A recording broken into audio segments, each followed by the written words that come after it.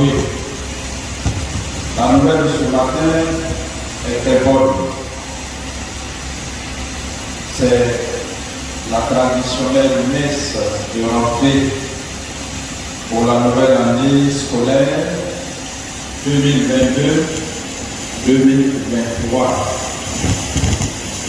Il est important pour nous, chrétiens catholiques, de commencer une activité en nous référant au Seigneur qui ordonne tout. C'est à lui que nous devons tout. C'est lui qui nous offre cette nouvelle année 2022-2023 et il est bon qu'on vienne à cette pied pour nous recueillir et lui présenter nos demandes, nos actions de grâce, afin que cette nouvelle année soit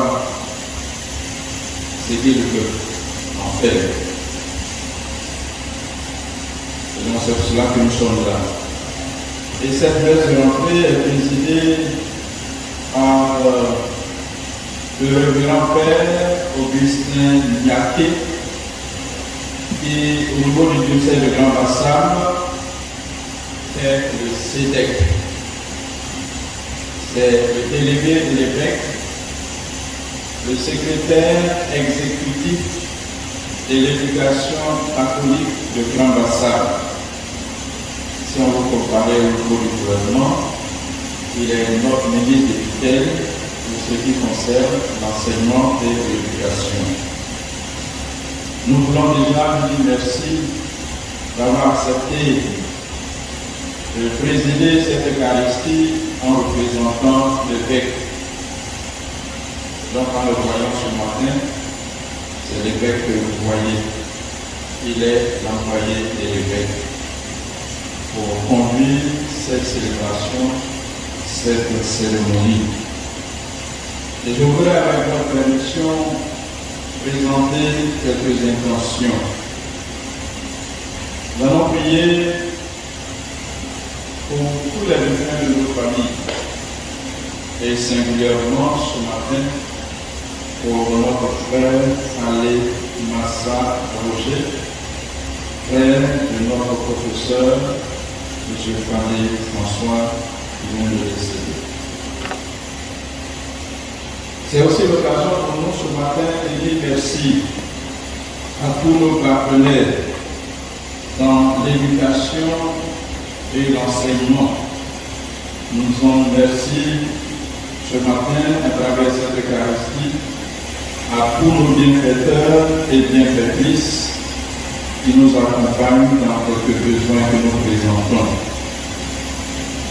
Nous allons prier pour nos parrains. Pour le moment, il y en a deux. Le parrain de la première promotion, c'est Monseigneur Jacques Aïdoua, évêque auxiliaire de l'archidiocèse de Poitiers, promotion 2020-2021. Nous allons prier pour le docteur Enou, maire de la commune de Port-Louis. Il est le parrain de la deuxième année 2021-2022. Nous allons prier pour l'ensemble du collège des élèves. Nous allons prier pour le personnel administratif. Nous allons prier pour tous nos enseignants. Nous allons prier pour tous nos parents d'élèves. Nous allons prier pour les élèves eux-mêmes. Nous n'oublions pas de rendre grâce à Dieu également pour Madame Barca, le guide au seul d'histoire jour, dont c'est l'anniversaire le dimanche prochain, dimanche 16. Et donc, nous anticipons aujourd'hui pour cette nouvelle station de l'Église. Pour tout cela, disons merci au Seigneur, qu'il accorde à chacun la santé et que son esprit nous accompagne pour être à l'œuvre et pour lui présenter à la fin de cette année des fruits excellents. Nous mettons debout pour nous reconnaître nos pécheurs, reconnaître nos faiblesses, nos limites, pour recevoir la miséricorde de Dieu. Au nom de notre Seigneur, mon Seigneur et moi, que je représente ce matin à cette célébration eucharistique, pour partager avec vous notre espoir, notre espérance à la jeunesse. Parce que l'éducation, c'est l'avenir d'un pays, c'est l'avenir d'une nation. Alors ce matin, avec les textes qui nous sont proposés, nous allons partager ensemble cette espérance qui va nous permettre durant cette année de vivre une bonne année scolaire. Voici une nouvelle année que le Seigneur nous donne de vivre, de grandir, d'étudier et de vous réaliser. Chaque année est vécue comme un don de la part de Dieu. Chaque année vécue est une vie donnée. Chaque année, chaque instant, Dieu nous donne de vivre quelque chose de nouveau. Cette année, ce n'est pas l'année des pierres. Cette année, ça ne sera pas l'année prochaine. Cette année est quelque chose de nouveau que nous allons vivre. Voilà pourquoi, chers amis, nous ouvrons cette année par cette Eucharistie qui veut dire action de grâce, qui veut dire merci à Dieu. À l'image de l'apôtre Saint Paul dans la première lecture que nous avons entendue, qui rend grâce à Dieu pour la communauté des fêtes, pour leur foi et leur amour pour le Seigneur. Nous aussi, nous sommes là ce matin pour rendre grâce à Dieu qui nous donne un nouveau départ. Faisons donc ensemble de cette année une nouvelle année pleine de reconnaissance et de défis à relever. Merci à Dieu qui nous donne de nous retrouver ensemble, de retrouver nos enseignants, nos professeurs, nos encadreurs, nos camarades, de retrouver notre collège Sainte-Anne de Port-Louis. Dans la première lecture, Saint Paul, après avoir rendu grâce, prie pour sa communauté en demandant ceci au Seigneur. Que le Dieu de votre Seigneur Jésus-Christ, le Père de sa gloire, vous donne un esprit de sagesse qui vous le révèle et vous le fasse seulement connaître, qui ouvre à sa lumière les yeux de votre cœur. Ainsi, frères et sœurs, ma prière pour chacun d'entre nous ce matin, c'est de demander deux choses au Seigneur en faveur de la communauté du quartier de Sainte-Anne de Port-Louis pour la réussite de votre année scolaire, l'intelligence et la sagesse de Dieu. Pour ce faire, je vais m'adresser à trois catégories de personnes, en commençant par les élèves, ensuite le personnel enseignant et d'encadrement, et ensuite à vous les parents ici présents. Aux élèves, si Dieu te donne l'intelligence, c'est pour la mettre en valeur. Et c'est vrai. Les enfants d'aujourd'hui sont très intelligents. Et ça, c'est indéniable. Donc si Dieu t'a donné l'intelligence, c'est pour mettre cela en valeur. Mettre son intelligence en valeur, c'est étudier pour comprendre et assimiler ses leçons. Mettre son intelligence en valeur, c'est approfondir les programmes scolaires. Il ne faut pas se contenter de ce qu'on dit seulement en classe. Il faut aller au-delà. Mettre son intelligence en valeur, c'est réussir aux examens et mieux encore, c'est avoir un bon niveau intellectuel. Parce qu'on peut être intelligent et ne pas avoir un bon niveau intellectuel. Ça, parce que pour avoir un bon niveau intellectuel, il faut étudier. Il ne suffit pas de connaître tous les jeux vidéo pour être intelligent. Il ne suffit pas de surfer sur Internet, de naviguer dans Facebook, d'aller sur Twitter, de connaître toutes les chansons à la mode, de porter des vêtements avec griffes. Bref, de manipuler les derniers gadgets. Cela ne suffit pas pour mettre son intelligence en valeur. C'est parce que vous avez fait tout ça que vous mettez votre intelligence en valeur. Mettre son intelligence en valeur, c'est étudier ses leçons.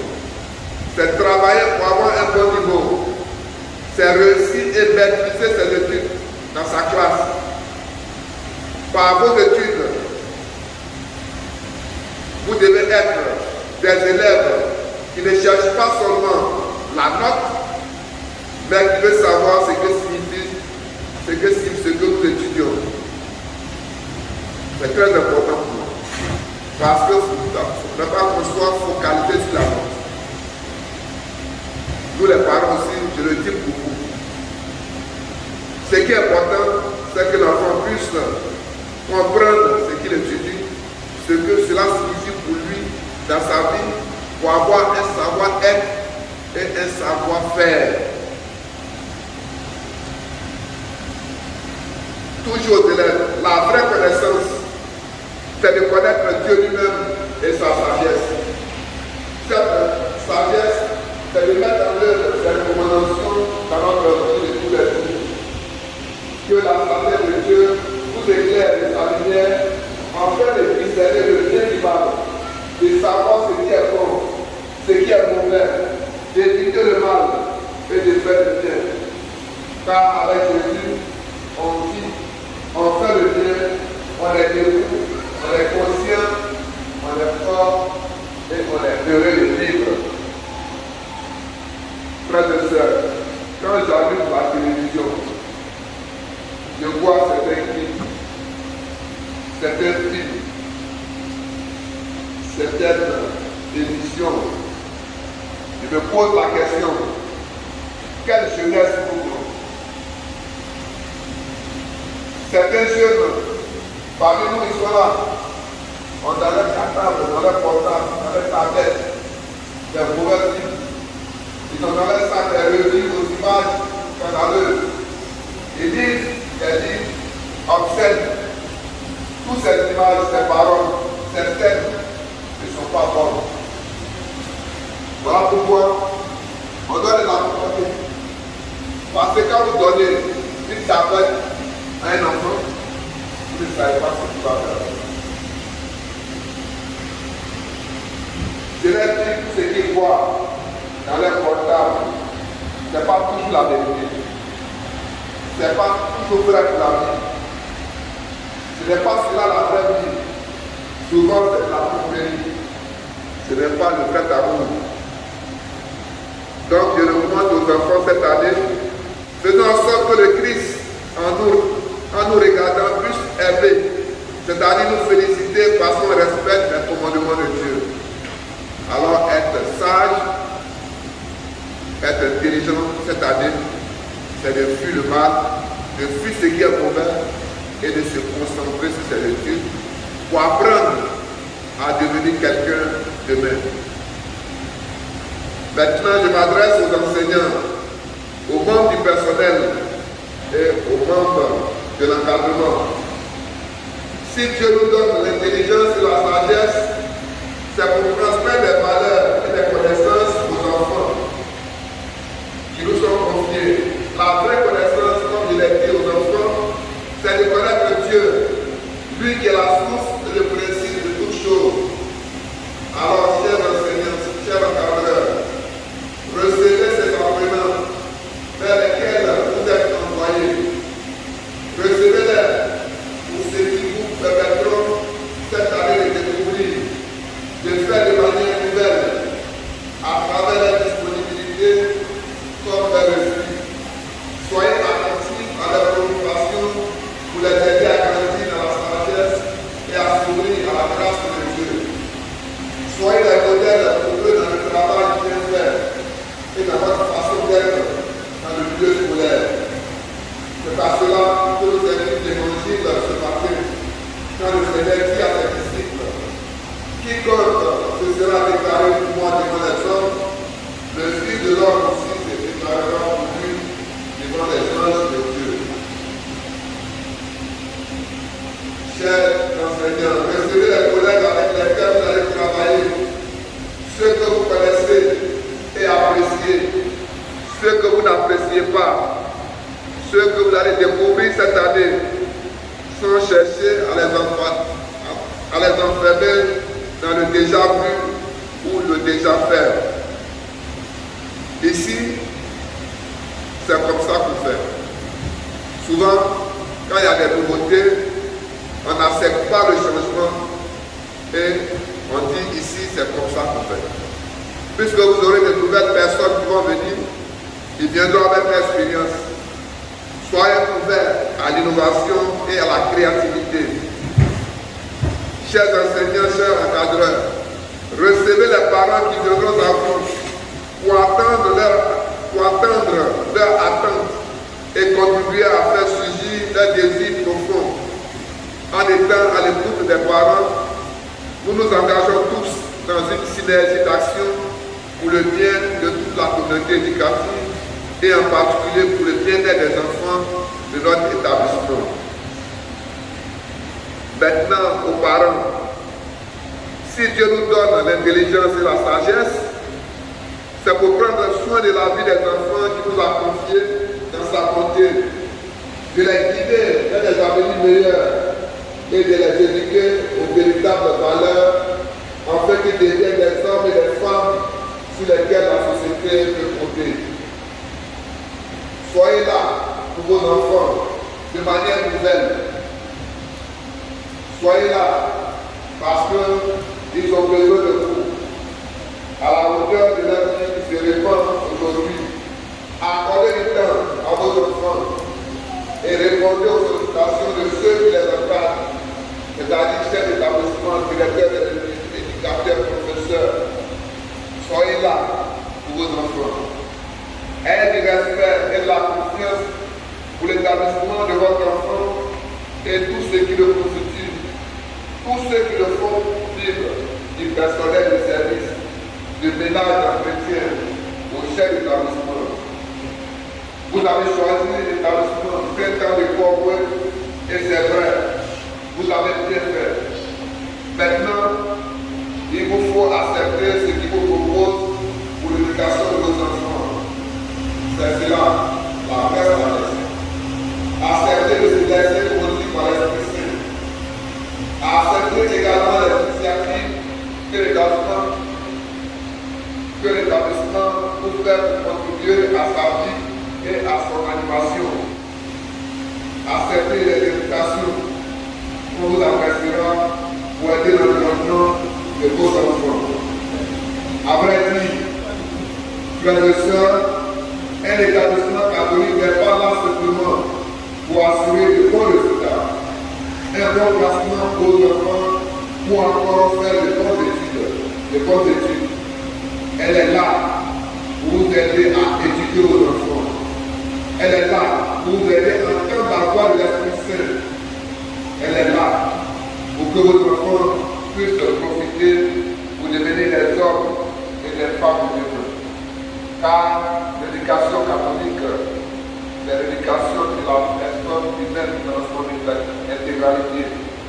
Il prend son aspect humain, intellectuel et spirituel.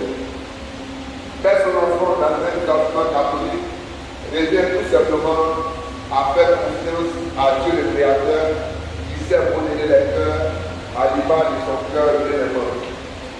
Que Dieu nous donne dans cette année nouvelle la claire vision de ce que nous devons faire et la force de l'accomplir pour l'éducation de qualité de nos enfants par Jésus le Christ, notre Seigneur.